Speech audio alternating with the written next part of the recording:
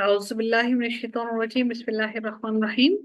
رکو نمبر 4 کا آغاز ہوتا ہے۔ اللہ تعالیٰ ارشاد فرماتے ہیں مثل الذین ينفقون اموالهم فی سبیل اللہ۔ اب ہم نے پچھلی پورے رکوع کے اندر ہم نے دیکھا کہ زندگی اور موت کے بارے میں اللہ تعالیٰ نے مختلف واقعات کے ذریعے اللہ تعالیٰ نے بیان کیا۔ اب اگلے رکوع کے اندر ہر رکوع کے اندر ایک ٹاپک ہوتا ہے۔ جہاں پر ایک ٹاپک کمپلیٹ ہوتا آتا ہے وہاں پر رکوع کمپلیٹ ہو جاتا ہے۔ ٹھیک ہے، اب نیا رکوع ہے، نیا ٹاپک ہے۔ اللہ تعالیٰ ارشاد فرماتے ہیں مثل الذین ينفقون اموالهم فی سبیل اللہ۔ اللہ تعالیٰ فرماتے ہیں کہ جو لوگ اپنا مال اللہ تعالیٰ کی راہ میں خرچ کرتے ہیں اس کی مثال اس دانے جیسی ہے جس میں سے 7 بالیاں نکلیں۔ اموالهم فی سبیل اللہ کمثل، مانے مثال ان کی کیسی ہے؟ حبتن، کہ ایک دانہ ہے، امبتت، وہ اگاتا، وہ جو دانہ ہے نکالتا ہے 7 سنابلا، ایک دانے سے 7 بالیاں نکلیں۔ ٹھیک ہے، ایک دانے میں سے 7 بالیاں نکلیں، اور فی کل سنبلۃ مئۃ حبۃ، اور پھر ہر بالی میں سے 100 دانے نکلیں۔ یعنی ایک نیکی سے آپ نے 7 بالیاں نکالی، اور ہر بالی میں سے 7 بالیاں نکلی، اور ہر بالی میں سے آپ کی مئۃ حبۃ 100 دانے نکلیں۔ تو کتنے ہو گئے جی؟ 1 سے 7 اور پھر 7 سے 100، 7 اور پھر 1 سے پھر 100، کتنے ہو گئے؟ 700 جی۔ تو یعنی کہ 700 بالکل اللہ تعالیٰ کی راہ میں خرچ کرنے والوں کی مثال بالکل ایسے ہی ہے کہ ایک بالی، اس بالی سے 7، ایک دانہ، دانہ بالی نہیں، بالی کے اندر تو زیادہ دانے ہوتے ہیں نا، ایک دانہ اس سے 7 بالیاں، اور ہر ایک کے اندر سے 100 دانے نکلے، 700 گنا۔ اللہ تعالیٰ فرماتے ہیں اللہ یضاعف لمن یشاء، اللہ تعالیٰ اسی طرح سے جس کے لیے چاہتا ہے اللہ تعالیٰ اس کی نیکیوں کو کئی گنا بڑھا چڑھا کر ان کو عطا کرتا ہے۔ واللہ واسع علیم، اللہ تعالیٰ فرماتے ہیں اور اللہ تعالیٰ کشادگی والا اور علم والا ہے، یعنی وہ کشادگی دینے والا اور علم والا ہے۔ کہ انفاق فی سبیل اللہ کی فضیلت ہے، اس سے مراد اگر جہاد ہے تو اس کے معنی یہ ہوں گے کہ جہاد میں خرچ کی گئی رقم کا یہ ثواب ہوگا، اور اگر اس سے مراد تمام مصارف یعنی کہ وہ تمام جگہ جہاں پر ہم خرچ کرتے ہیں وہ ہے، تو اس سے مراد بھی صدقات نافلہ ہوگا کہ اللہ تعالیٰ ایک نیکی کا اجر 10 نیکی کے برابر دیتا ہے، اور پھر ان 10 نیکیوں کو بڑھا کر اللہ تعالیٰ ان کو 700 گنا تک بھی لے جاتا ہے۔ اور اللہ تعالیٰ پھر یہ بھی فرماتا ہے کہ اللہ تعالیٰ جس کے لیے چاہتا ہے واللہ یضاعف لمن یشاء، اللہ جس کے لیے چاہتا ہے اس کو اس سے بھی کئی گنا زیادہ بڑھا دیتا ہے، کیونکہ اللہ تعالیٰ واسع علیم، وہ وسعت والا ہے، وہ نیکیاں دینے میں کمی نہیں کرتا، وسعت والا ہے۔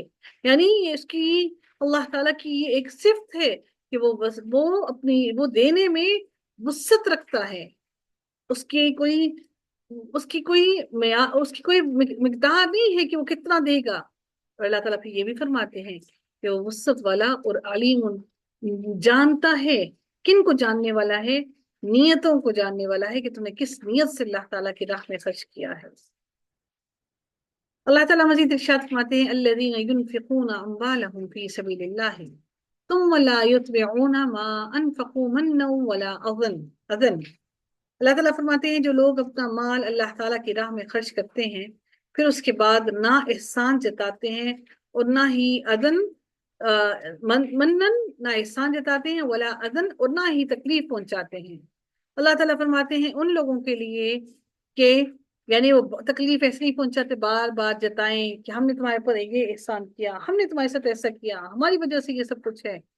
اللہ تعالیٰ ان لوگوں کے اجر کے لیے فرماتے ہیں کہ لہم اجرہم عند ربہم، ان کا اجر ان کے رب کے پاس ہے۔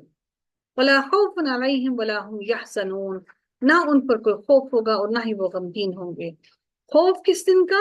روز قیامت کا خوف، قیامت کی ہولناکیوں کا خوف، اپنے نامہ اعمال کو بائیں ہاتھ میں لینے کا خوف، اور غمگین کیا ہونا؟ غمگین یہ ہونا کہ میں نے دنیا کی زندگی میں اپنا وقت ضائع کر دیا، اللہ تعالیٰ کو راضی نہ کر سکا، اور آج خالی ہاتھ اللہ تعالیٰ کی طرف لوٹ کر آیا۔ اب اللہ تعالیٰ مزید ان لوگوں کی مثال بیان کرتے ہیں، قول معروف ومغفرۃ خیر من صدقۃ یتبعها اذى۔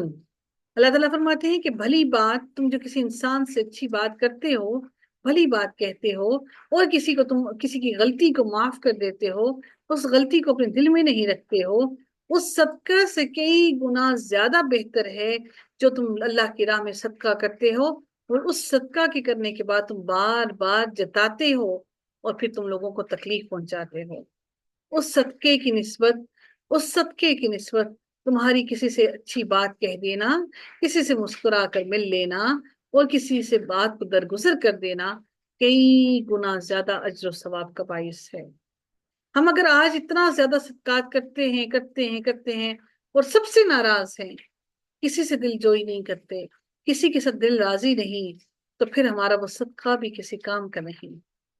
اللہ تعالیٰ فرماتے ہیں اس کے بعد، واللہ غنی حلیم۔ اللہ تعالیٰ نے اب یہاں پر اپنی یہ صفت کیوں بیان کی، غنی کی صفت کیوں بیان کی؟ سبحان اللہ، میرا رب کتنا ہی عظیم ہے۔ اس نے یہ اس لیے بیان کی کہ جو تم اللہ کی راہ میں خرچ کرنے کی کوشش کر رہے ہو، تم یہ نہ سمجھو کہ اللہ تعالیٰ دینے پر قادر نہیں ہے۔ اللہ تعالیٰ فرماتا ہے کہ اللہ غنی، اللہ تعالیٰ تو خود غنی ہے، وہ تو دینا چاہے تو وہ خود بھی دے سکتا ہے، اس کو تمہارے صدقات کی ضرورت نہیں، کسی کا پیٹ بھرنے کے لیے، کسی کی ضرورت کو پورا کرنے کے لیے۔ اگر ہم کسی کی بھی ضرورت کو پورا کرتے ہیں تو وہ اللہ تعالیٰ کے حکم سے پورا کرتے ہیں، اور صدقہ دینے کی نیت بھی اور صدقہ دینے کی توفیق بھی اللہ ہی دیتا ہے۔ وہ اگر توفیق نہ دے تو کوئی صدقہ دے بھی نہیں سکتا۔ اللہ تعالیٰ مزید ارشاد فرماتے ہیں، یا ایھا الذین آمنوا لا تبطلوا صدقاتکم بالمن والاذی۔ اے لوگو جو ایمان لائے ہو، اے ایمان والو، اپنی خیرات کو احسان جتا کر اور ایذا پہنچا کر، تکلیف پہنچا کر برباد نہ کرو۔ صحیح مسلم کی حدیث میں نبی کریم صلی اللہ علیہ وسلم نے فرمایا کہ قیامت والے دن اللہ تعالیٰ 3 آدمیوں سے کلام نہیں فرمائے گا، ان میں سے ایک آدمی احسان جتانے والا ہوگا، یعنی جو احسان جتائے گا اللہ تعالیٰ اس سے مخاطب نہیں ہوگا، اس سے کلام نہیں کرے گا۔ اور نبی کریم صلی اللہ علیہ وسلم نے یہ بھی فرمایا کہ تم کسی بھی معروف نیکی کو حقیر مت سمجھو، اگرچہ اپنے بھائی سے خندہ پیشانی سے مل لینا ہی کیوں نہ ہو، وہ بھی نیکی ہے۔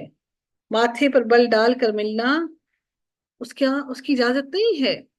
یاد رکھیے کہ خندہ پیشانی سے اپنی پیشانی کو براڈ کر دینا، چمک آ جانا آپ کی پیشانی پر، آنکھوں میں چمک آ جانا کہ آپ کے گھر میں کوئی آپ سے ملنے کے لیے آیا ہے، وہ بھی نیکی ہے۔ اللہ تعالیٰ فرماتے ہیں کہ اپنے صدقات کو احسان جتا کر، تکلیف پہنچا کر برباد نہ کرو۔ کالذی ينفق مالہ رئاء الناس ولا یؤمن باللہ والیوم الآخر۔ اللہ تعالیٰ مزید ارشاد فرماتے ہیں، جس طرح وہ شخص جو اپنا مال لوگوں کے دکھاوے کے لیے خرچ کرے اور نہ اللہ تعالیٰ پر ایمان رکھے نہ قیامت پر، اس کی مثال بالکل اس طرح ہے کہ جس طرح صاف پتھر کی طرح ہے جس پر تھوڑی سی مٹی ہے، اور اگر وہ تھوڑی سی مٹی ہے تو اب انسان کو نہیں معلوم اس کے اوپر مٹی ہے، اوپر اس کے اوپر، ٹھیک ہے، وہ پتھر ہے نیچے سے، فَمَثَلُهُ كَمَثَلِ صَفْوَانٍ، کہ وہ اس پتھر کے اوپر مٹی ہے اور دیکھنے والے کو ایسا لگتا ہے جیسے یہ کوئی زمین کا ٹکڑا ہے جس پر ہم پودا اگا سکتے ہیں۔ پودا کیا ہے؟ ایک نرمی کی علامت ہے۔ آپ دیکھتے ہیں پودے کے پتے کتنے نرم ہوتے ہیں، ٹھیک ہے، ہاتھ لگانے سے ٹوٹ جاتے ہیں، لیکن زندگی کی علامت بھی ہے، اس سے پودے سے کتنے ہی چیزوں کو زندگی ملتی ہے، جانوروں کو اور حشرات کو، انسیکٹس کو۔ اللہ تعالیٰ فرماتے ہیں کہ وہ جو پتھر ہے دیکھنے میں تمہیں ایسے لگتا ہے جیسے کوئی ایک مٹی کا ٹیلا سا پڑا ہوا ہے، اور تمہیں ایسا محسوس ہوتا ہے جیسے اس پر کوئی پودا لگ سکتا ہے، لیکن جب بارش ہوتی ہے تو بارش کے ہونے کی وجہ سے اس کے اوپر سے وہ ساری مٹی ہٹ جاتی ہے اور وہ نیچے صرف اور صرف ایک چٹیل پتھر رہ جاتا ہے۔ تمہارے اعمال بھی بالکل ایسے ہی ہیں جو لوگوں کو دکھانے کے لیے، لوگوں کی واہ واہ سمیٹنے کے لیے اگر وہ اچھے کام کرتا ہے تو اس نے اپنا مال بھی خرچ کر دیا، مال بھی دے دیا، اور جب آخرت میں آئے گا تو ایسے ہی چٹیل پتھر کی طرح ہوگا، بالکل خالی، کوئی زندگی کے آثار نہیں، کوئی وہ پھل نہیں۔ درخت ہے نا، پودا ہوگا پھر درخت بنے گا، اسے پھل ملے گا، اسے کوئی پھل بھی نہیں ملے گا۔ تو اللہ تعالیٰ ریاکاری کرنے والوں کو، جو لوگوں کو دکھاوے کے لیے اپنے اعمال کرتے ہیں، اللہ تعالیٰ نے ان کو ان لوگوں کے ساتھ اس مثال کے ساتھ کمپیئر کیا جو پتھر کی ہے۔ اللہ تعالیٰ فرماتے ہیں لا يقدرون على شيء مما كسبوا۔ اللہ تعالیٰ فرماتے ہیں کہ ان ریاکاروں کو اپنی کمائی میں سے کوئی چیز ہاتھ نہیں لگتی، اور اللہ تعالیٰ کافروں کی قوم کو سیدھی راہ نہیں دکھاتا۔ لا يهدي القوم الكافرین، اللہ تعالیٰ کافروں کو سیدھی راہ کبھی بھی نہیں دیتا، کبھی نہیں دکھاتا۔ اب اللہ تعالیٰ اگلی آیت میں ارشاد فرماتے ہیں وَمَثَلُ الَّذِينَ يُنْفِقُونَ أَمْوَالَهُمْ ابْتِغَاءَ مَرْضَاتِ اللَّهِ وَتَثْبِيتًا مِّنْ أَنفُسِهِمْ۔ اب اللہ تعالیٰ نے ایک طرف تو ارشاد کر دیا کن کے بارے میں؟ وہ لوگ جو ریاکاری کرتے ہیں، دکھاوے کے لیے۔ اب اللہ تعالیٰ دوسری آیت کے اندر ان لوگوں کے لیے بارے میں ذکر کرتے ہوئے فرماتے ہیں جن لوگوں نے اللہ تعالیٰ کی رضا کو حاصل کرنے کے لیے خرچ کیا اپنا مال۔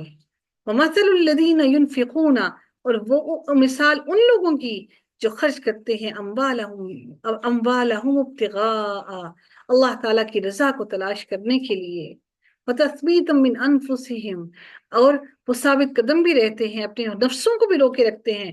اللہ تعالیٰ کی راہ میں جو بھی خرچ کرتا ہے اپنے نفس سے لڑ کر ہی خرچ کرتا ہے۔ شیطان اس کے دل میں یہی وسوسے ڈال کر رکھتا ہے کہ تمہارا مال کم ہو جائے گا، شیطان اس کے دل میں یہی وسوسے ڈالے رکھتا ہے کہ تمہاری اپنی خواہشات، اپنی ضروریات بہت ہیں، تم پہلے اپنی ضروریات کو پورا کرو پھر کہیں صدقہ کرنا۔ لیکن اللہ تعالیٰ فرماتے ہیں کمثلی، اب اس کی مثال ایسے ہے جیسے کہ جنات، ایک باغ ہے، بربوت، اونچی جگہ پر باغ ہے، اونچی جگہ پر باغ ہے، اصابها وابل، اور اس کو پھر کیا ہے کہ اس کو جب بارش پہنچتی ہے فآتت اکلها ضعفین، تو جب اس کو بارش پہنچتی ہے، اونچی جگہ پر ہے، وہاں پر گرمی بھی کم ہوتی ہے، تو ظاہر ہے وہ سمندر کے قریب قریب نہیں ہے، اونچی جگہ پر ہے، تو وہاں پر کیا ہوگا کہ وہاں پر موسم اچھا ہے، معتدل موسم ہے، اور اچھے فروٹس ہوئے، تو اس نے اپنے پھل دگنے دیے، ضعفینی، دگنے پھل دیے۔ پھر اللہ تعالیٰ فرماتے ہیں کہ اگر بارش ہو تو وہ دگنا پھل دے، لیکن اللہ تعالیٰ پھر یہ بھی فرماتے ہیں فَإِن لَّمْ يُصِبْهَا وَابِلٌ فَطَلٌ، اللہ تعالیٰ فرماتے ہیں اگر بارش نہ بھی ہو، اگر بارش اس جگہ پر نہ بھی ہو، تو اس جگہ کو، وہ جگہ اتنی خوشگوار اور اتنی خوبصورت ہے، اور اتنا اچھا اس کا معتدل موسم ہے کہ اس کو اگر شبنم کے قطرے بھی مل جائیں تب بھی اس کے باغوں میں اتنا ہی پھل نکل آئے۔ تو اللہ تعالیٰ نے یہاں پر ان لوگوں کی مثال جو اللہ تعالیٰ کی راہ میں خرچ کرتے ہیں اللہ کی رضا کو حاصل کرنے کے لیے، اللہ تعالیٰ نے فرمایا کہ وہ جیسے بھی خرچ کریں گے، چونکہ وہ دکھاوے کے لیے خرچ نہیں کرتے، وہ جتنا بھی خرچ کریں گے اللہ تعالیٰ اس کو کئی گنا بڑھا دے گا۔ اکولہا ضعفینی، ڈبل ہو گیا نا، تو یہاں پر بھی اللہ تعالیٰ نے فرمایا کہ اللہ تعالیٰ ان کے اعمال کو ایسے ہی بڑھائے گا، چاہے وہ تھوڑا ہو یا زیادہ ہو۔ واللہ بما تعملون بصیر، اب اللہ تعالیٰ نے یہاں پر تعملون کا کیوں لفظ استعمال کیا کہ تمہارے جو عمل ہیں، بصیر، وہ اللہ تعالیٰ ان سب کو دیکھ رہا ہے۔ تعملون بصیر، اللہ تعالیٰ جانتا ہے کہ تمہاری نیتیں کیا ہیں اور تمہارے اعمال کیا ہیں، اور تم کس کس نیت سے یہ اعمال کر رہے ہو۔ اللہ تعالیٰ ہر چیز سے بخوبی باخبر ہے، واقف ہے۔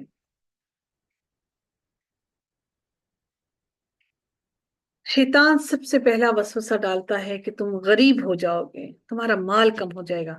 آپ فور ایگزامپل میں آپ کو ایک چھوٹی سی مثال دیتی ہوں، 5,000 کا نوٹ ہے آپ کے والیٹ کے اندر، کس کا دل کرے گا 5,000 کے نوٹ کو توڑنے کی؟ دل کرتا ہے آپ کا؟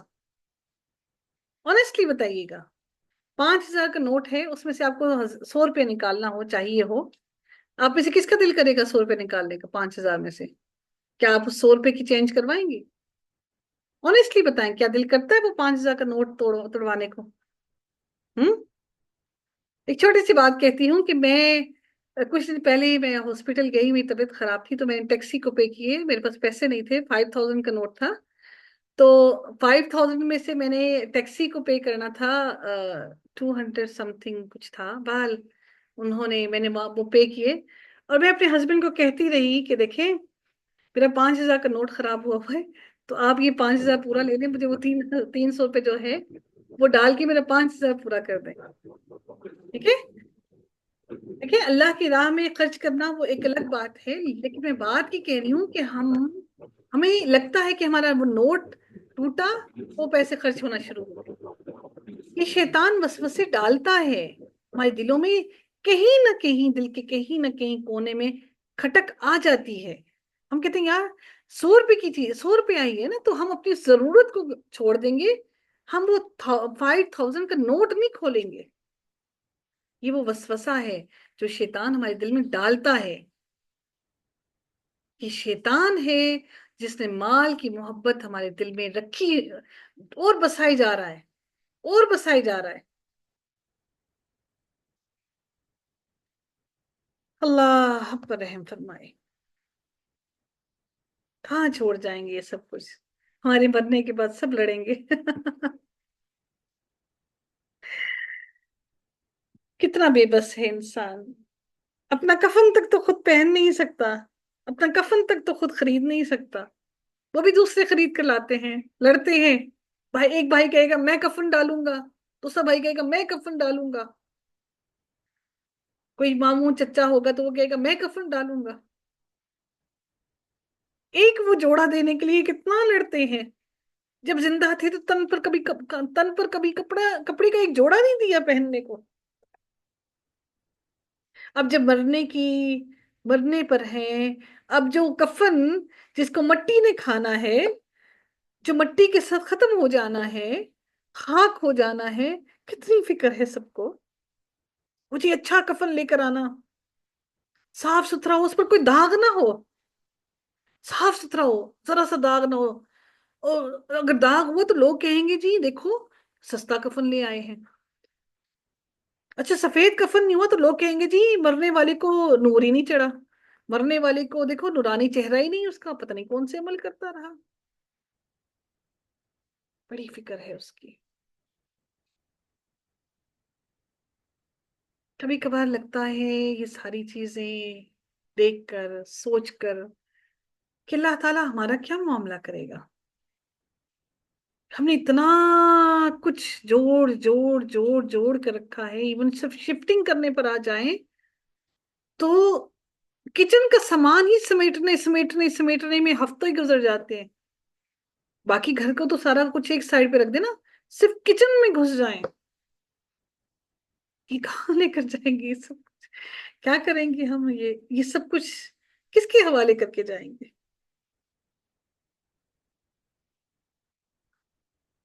اب اللہ تعالیٰ مزید ایک اور مثال بیان کرنے لگے ہیں، اللہ کی وہ کیا مثال اللہ تعالیٰ بیان کرتے ہیں؟ اللہ تعالیٰ کے الفاظ اتنے خوبصورت ہیں نا کہ جیسے جیسے وہ الفاظ پڑھتے ہیں تو اللہ تعالیٰ سے محبت بڑھتی جاتی ہے، اللہ تعالیٰ کے ایک ایک لفظ کو پڑھ پڑھ کے 1,000 دفعہ پڑھیں، 1,000 دفعہ نئی طریقے سے سمجھ آتی ہے، 1,000 دفعہ پڑھیں گے، 1,000 مرتبہ نئے الفاظ، نئی سوچ، نئی تحقیق، نئے پہلو نظر آتے ہیں، یہی تو خوبصورتی ہے میرے رب کے الفاظ میں، جیسے جیسے اس سے تعلق مضبوط ہوتا جا رہا ہوتا ہے، اللہ تعالیٰ اس کو سمجھنے کی اور طاقت اور سمجھ، اللہ اتنی ہی ذہن کی گروں کو کھولتا کھولتا کھولتا کھولتا، گروں کو کھول کھول کھول کر بالکل صاف کر دیتا ہے۔ ابھی گریں لگی ہوئی ہیں نا ذہنوں میں، دماغ میں، وہ گریں کھل ہی نہیں رہی،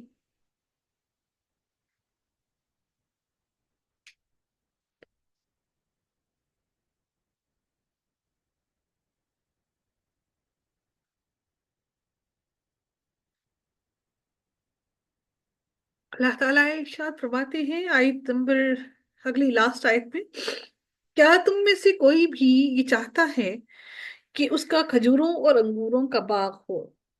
دیکھیں اب یہ دونوں باتیں کیوں کہی گئی ہیں؟ کھجوروں کا باغ ہو اس کو بڑی محنت کی ضرورت ہے، ٹائم لگتا ہے اس کو پھل آنے میں، پھل دینے میں۔ اور انگوروں کا باغ ہو اس کو بھی وقت لگتا ہے، کبھی کیڑا لگ گیا کبھی کیا، اور یہ دونوں ہی پھل بہت ہی میٹھے ہیں، ٹھیک ہے؟ دونوں پھل کا اللہ نے ذکر کیا، خاص طور پر ذکر کیا ان دونوں باغوں کا، اور ان دونوں باغوں میں سے پروفٹ بھی بہت زیادہ ہے۔ اس لیے اللہ تعالیٰ نے دیکھیں خاص ذکر کیا کن کا؟ انگوروں کے باغ کا اور کھجوروں کے باغ کا۔ اور ایک اور بات بھی، یہ بہت سارے اور بھی چیزوں کے کام آتے ہیں نا، انگور بھی کھجوریں بھی۔ اللہ تعالیٰ فرماتے ہیں کہ تم میں سے کسی ایک کا انگوروں اور کھجوروں کا باغ ہو، تجری من تحتها الانہار، اور وہ ایسا باغ ہو کہ جس میں نہریں بہہ رہی ہوں، ہر قسم کے پھل بھی موجود ہوں۔ اور پھر اس شخص نے اپنی ساری زندگی لگا دی اس باغ کو سنوارنے میں، اس میں ظاہر محنت کے بغیر تو پھل نہیں ملتا نا۔ لہو فیہا من کل ثمرات، ہر طرح کے پھل ہوں اس میں، اور اس انسان کو وَأَصَابَهُ الْكِبَرُ، اس انسان کو بڑھاپا پہنچ گیا، اپنی لاغر عمر کو پہنچ گیا۔ وَلَهُ ذُرِّيَّةٌ، اور اس کی اولاد بھی ایسی ہو، ضعفاء، جو کمزور ہو، یعنی ٹوڈلرز، جو چھوٹے بچے ہیں، 1 سال کا دودھ پیتا ٹوڈلرز بچے ہوں، چھوٹے چھوٹے بچے، وہ بچے ہوں۔ تو اللہ تعالیٰ فرماتے ہیں اس نے ساری زندگی گزار دی اس باغ کو سنوارنے میں، اس کا پھل اگانے میں، اس میں سب میں۔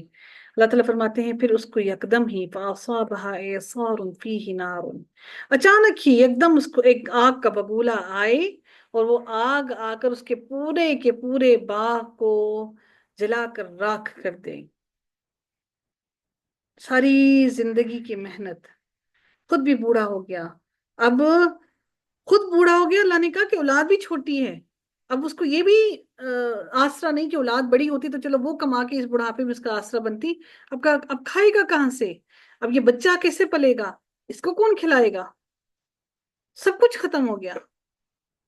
اللہ تعالیٰ فرماتے ہیں کہ اب اللہ تعالیٰ نے یہ مثال بھی اسی لیے دی کہ جو انسان اپنی زندگی کو، دنیا کی زندگی میں ساری زندگی اپنے آپ کو کھپاتا رہا دنیا کی زندگی کے اندر، اور وہ بڑھاپے کو پہنچ گیا، اور اس کی اولاد کمزور ہے، اس نے اپنی اولاد کی تربیت نہیں کی، کس کے لیے؟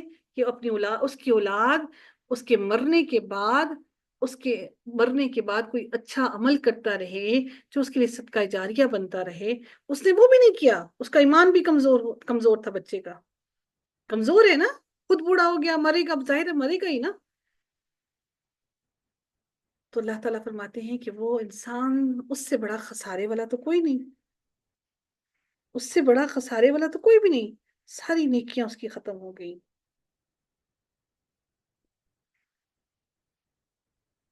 اور وہ انسان بھی شیطان کی جال میں پھنستا گیا۔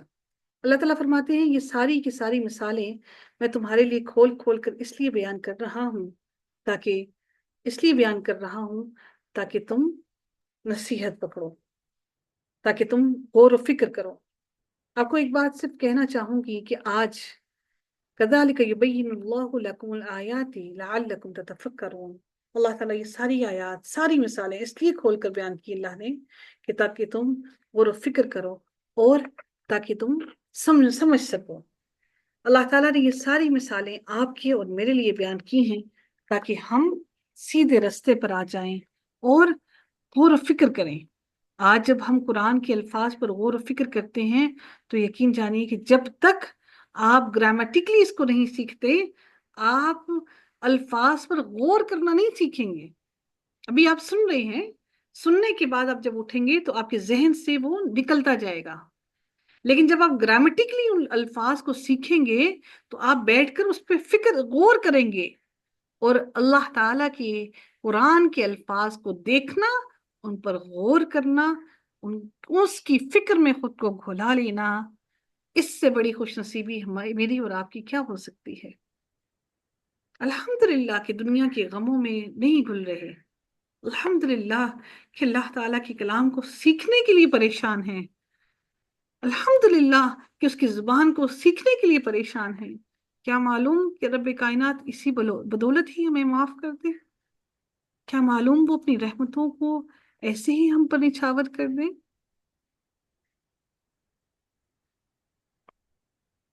آخر الدعوانا الحمدللہ رب العالمین صلی اللہ تعالی علی خیرہ خلقہ اجمعین برحمتک یا ارحم الراحمین۔